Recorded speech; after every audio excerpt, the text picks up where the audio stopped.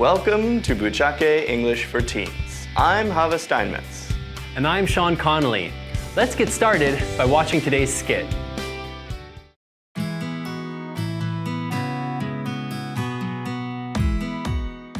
There are lifts in every building and ramps at all the entrances.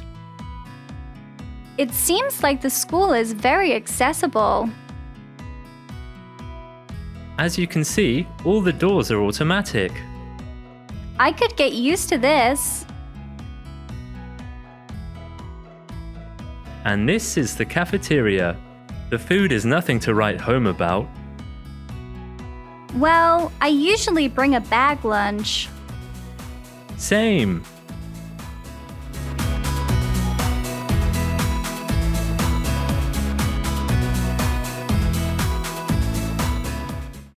It's great to know that Buchake High is so accessible. Yeah, it's a shame about the cafeteria food though. For sure. Did you hear what Jason said about it? Yeah, he said it's nothing to write home about, which is today's point. That's right. When Jason said the food is nothing to write home about, he meant that the food is mediocre or not especially good. Right. It helps to imagine if you traveled somewhere and something isn't very exciting or special, you wouldn't mention it in a letter you wrote to your parents back home. Yeah, that's what this phrase means literally, but you can use it to describe anything that is pretty average. Let's take a look at some more situations where you can use this phrase. If you just got back from a live music show, but weren't too impressed, you could say, his singing was good, but his guitar playing was nothing to write home about. His singing was good, but his guitar playing was nothing to write home about.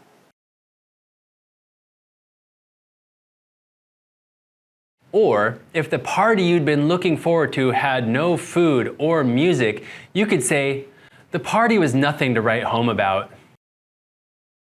The party was nothing to write home about. If you just went to a new burger shop that everyone was raving about, you could say, everyone said their cheeseburgers were to die for, but I thought they were nothing to write home about. Everyone said their cheeseburgers were to die for, but I thought they were nothing to write home about.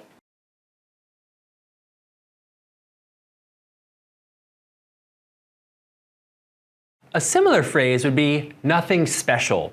So you could also say the cheeseburgers were nothing special. The cheeseburgers were nothing special.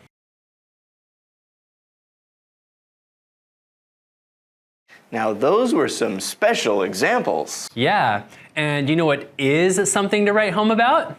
This week's World English's point? You got it.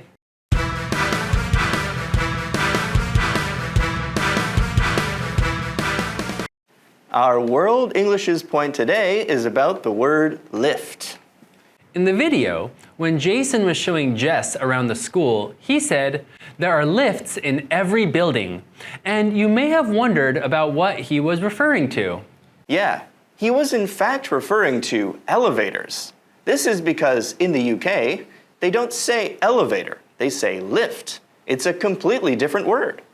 Yeah, but if you think about it, the verbs to lift and to elevate both mean to go up. So, I guess they're not so different after all.